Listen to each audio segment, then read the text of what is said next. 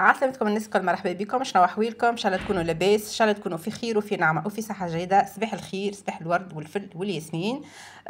رجعت لكم اليوم في فيديو جديد، لكن هذا مختلف على الفيديوهات اللي استانستوا بهم في القناه الاولانيه، اللي هي مختلفه ومتنوعه، كلها روتينات وكلها مشارجه هكايا، برشا حاجات ودخلات وروتينات ووصفات. دونك قلت خليني نعمل القناه هذيا بالطبيعه نخصصها جوست للوصفات بالنسبه للمبتدئات بالطبيعه، والا اللي تحب تتفرج كان في الوصفه هكا ولا حايره في دباره. وانا ماذا بيا راكم تتبعوني هنا وتتبعوني غاديكا وتشجعوني تدعموني. دونك قلت خليني نعمل هنية هذه قناة انديبوندونت وحدها، مختلفة، يعني تختص كان مثلا نشارككم وصفات دي روسيت، نطيب حاجات دي زاستوس، كيف نجرب مثلا برشا حاجات، راه مش كان الماكلة هكا والطبخ والوصفات حلو وحار. فما برشا حاجات نجم نتقسمها معاكم، تاخذوا منها انتم فكرة وتجارب بالطبيعة تنجم تفيدني وتفيدكم. ونعطيكم حاجات مثلا جربتها انا ومشيت معايا، تكون فيها افاده ليا وليكم. به ما نطولش عليكم برشا الفيديو تاع اليوم فيه دباره بالنسبه لي حايره في دباره والا مثلا ما تعرفش طيب الفول. تعرفوا تويكا ربيع، وقت القناريه، وقت الفول، الجلبانه مصلي على النبي، خيرات ربي موجوده في كل بلاصه. دونك انا من محبين راني اللي تاكل الحاجه في وقتها تتمتع بها، ما نميلش برشا للحاجات اللي مكنجله، اما مش مشكل بالنسبه للي يحب يكنجل هذيك، يعني يرجع له الامر اللي هو. حبيت قلت نهبط لكم وصفه فول مدمس. كل واحد ما نعرفش كيفاش يسميه، كل شيره كل جهه كيفاش تسميه، احنا نقولوا له فول مدمس. فيه برشا طرق، دونك انا شاركت معاكم الفول مصموت في الماء، فما اللي يعملوا فور وفما اللي يعملوا مصموت. قلت خليني نعمله بالواحد مصموت في الماء، طيب في الماء بالطبيعه، ومن بعد الماء نتاعو هذاك واحد يستغل ويفوحه ويعجي به.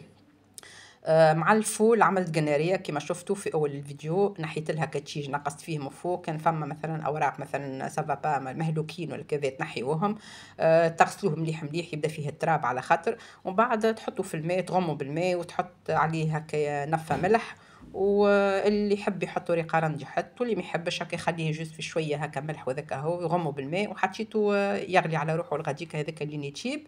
هوني عندي دي ترانش نتاع سكالوب، غسلتهم بالماء مليح مليح مليح.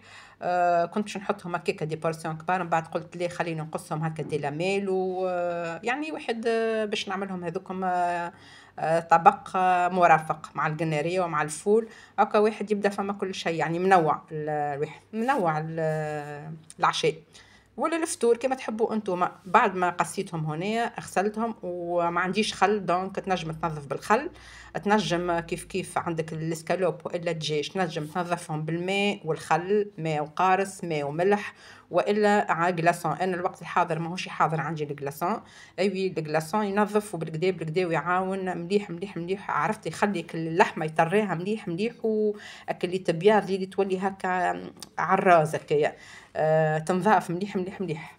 ان شاء الله هاتون نشاركها معاكم مره جايه، كسوا في الاسكالوب والا في الدجاج، نوريكم لاستيوس كيفاش تحط يعني المعون، تحط في وسط الدجاج ولا الاسكالوب وتغرقوا في وسط الماء والكلاصون. كهو دونك هوني باش ننظفو، عملت عليه رشه ملح وعصيره قارص، وخليته يتنقع بالكدا بالكدا باش ينضاف، يتنحاو منه كل اللعابن اللي فيه تتنحى فيها كالريحه تاع الصفوريه، ومن بعد نرجع له نعاود نشلله مليح ونستعمله. بالطبيعه مع الاسكالوب ما نعملوش يشيح وحده هكاكا. باش نغسل هوني قطعت زوز كعبتين بصل، كيف زاد توا وقت البصل الربعي هذايا بنين بنين بنين على الاخر.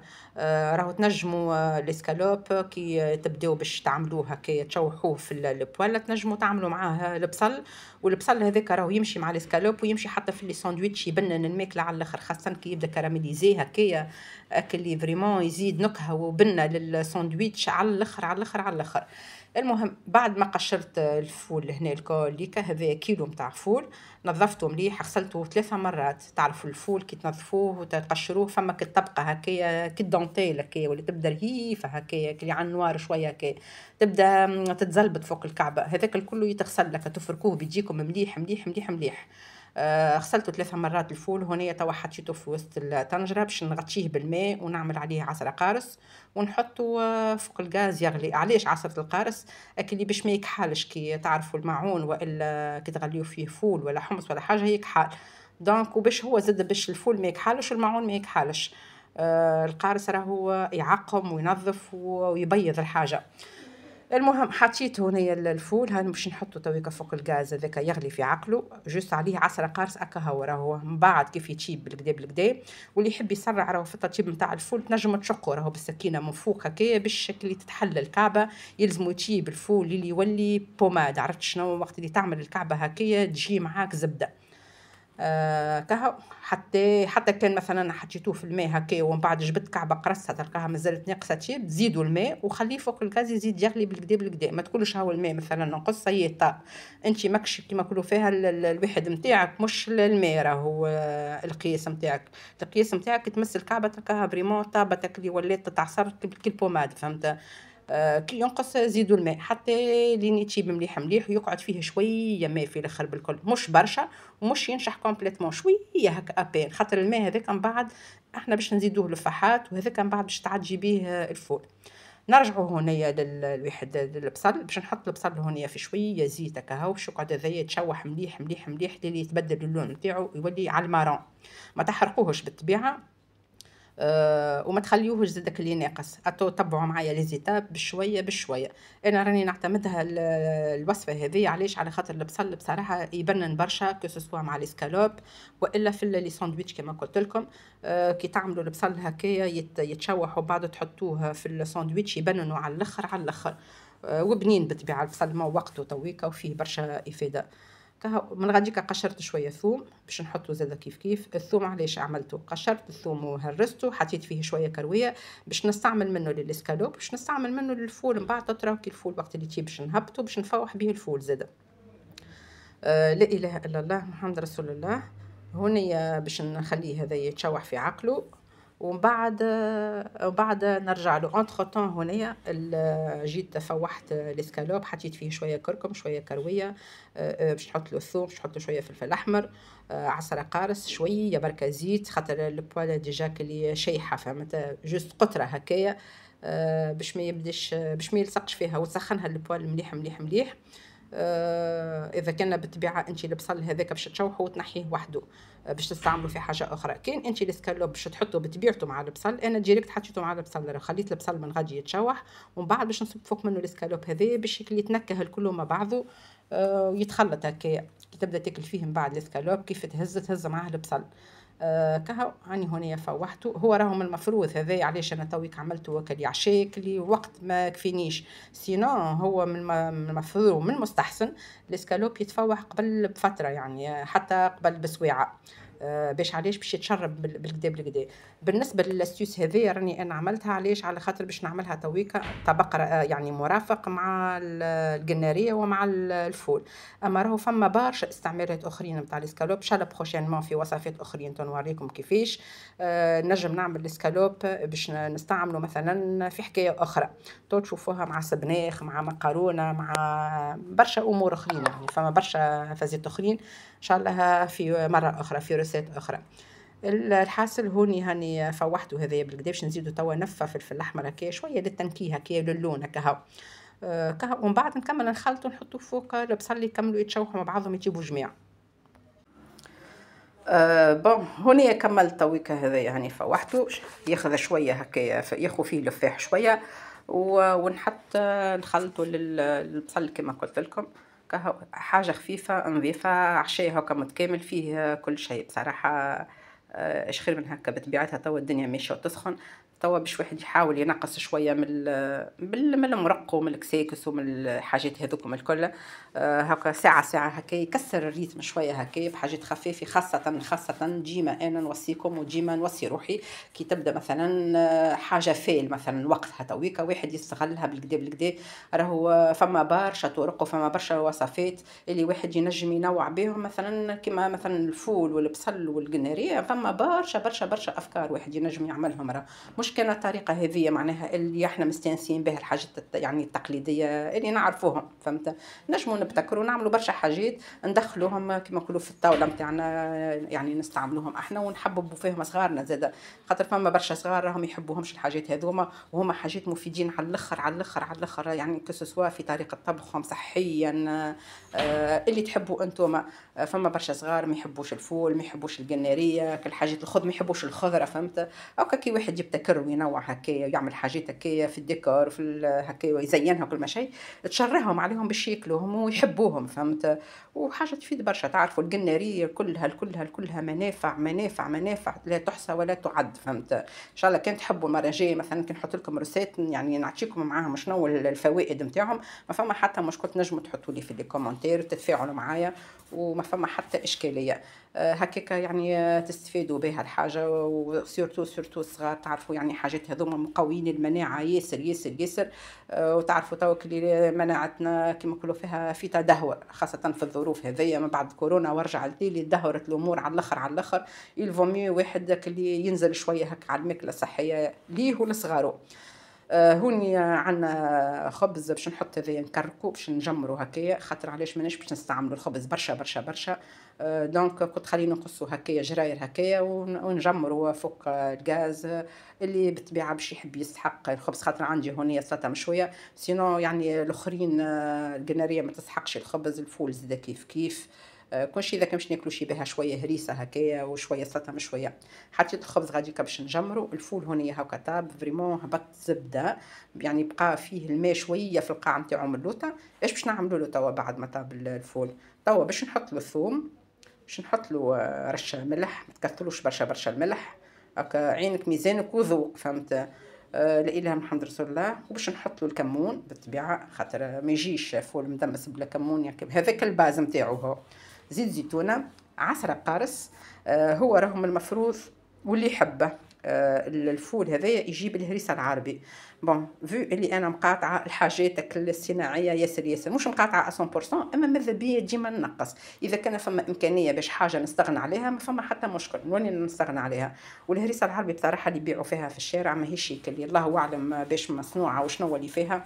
دونك تجنبا للاثار الجانبيه وللحكايات هذوما، هاني حطيت الهريسه هذيك كما نقولوا فيها هي تزيد عليها بالصبر، اما هكا شويه باش نكهت بها شويه وكهو. ومن بعد حطيت لهم هريسه وزيت زيتونه، اللي يحب يزيد في صحن ويزيد، واللي يحب يعدي بالخبز يعدي، كل واحد وحر كيفاش يحب ياكل. اما هي راهي في تجي في الاصل بالهريسه العربي. دونك حطيت شويه انا هريسه تاع الحكه هذيك، زيت زيتونه كما قلت لكم، كمون، عسره قارص، شويه تاع ملح، وباش نخلطها الكل مع بعضها، وبعد نقدموها بالطبيعه للاكل، كل واحد يحط في صحنه وياكل على روحه، او كتغمس في الماء هذاك وتاكل. كهو الماء هذاك الكل ماخذ المطعم نتاع الفول ونتاع الفاح ونتاع الهريسه ونتاع الكمون، يعني بنه صراحه، بنه على بنه ريحته. راهو اجا نقول لكم يكذب عليك، الحاجه الفريشكه جديده نتاع وقتها لا يعلى عليها. صحيح هو يتخبى ويتكنجل يعني في ظروف يعني مش هكاكا. نورمالمون فما قاعده كيفاش باش يتكنجل الاكل اللي باش يقعد انتاكت ويقعد جديد ويحافظ على لونه ويحافظ على مطعمه.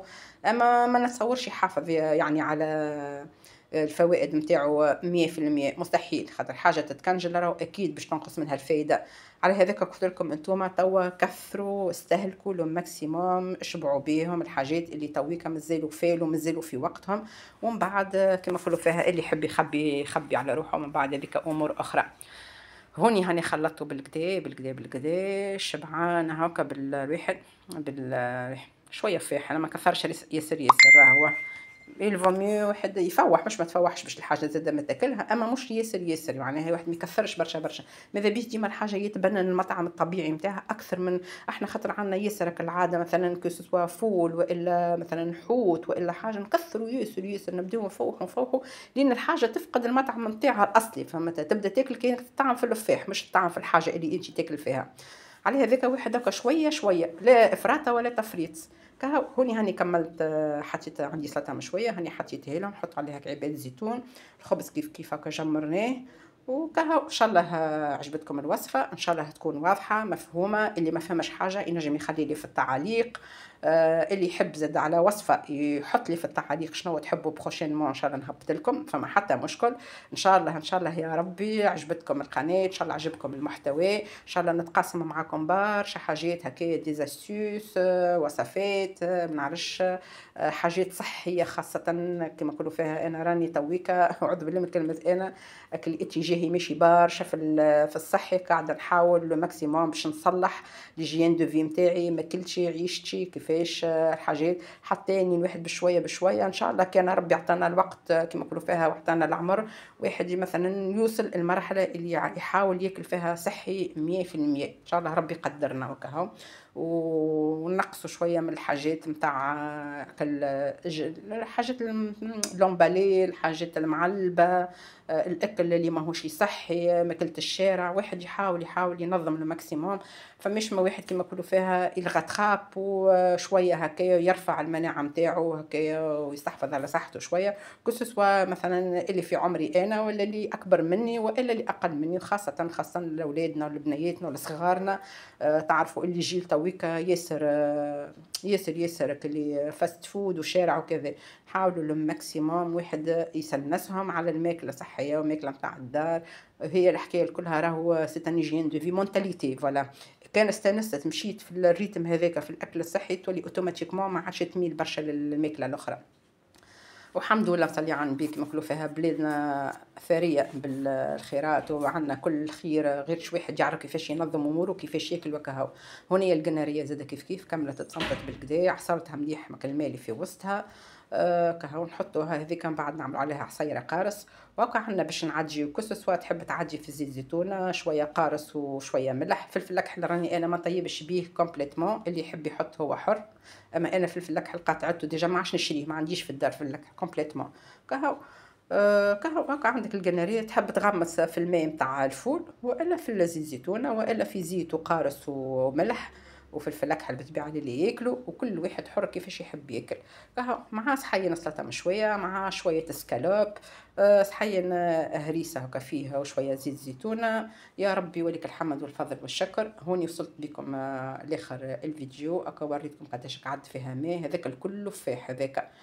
ان شاء الله عجبتكم الوصفه، ان شاء الله تكون واضح، ان شاء الله عجبكم المحتوى، ان شاء الله نلقى برشا تشجيع، برشا كومنتات مزيانين، برشا اقتراحات بالطبيعه كان تحبوا حاجات كما قلت لكم تنجموا تحطوا لي.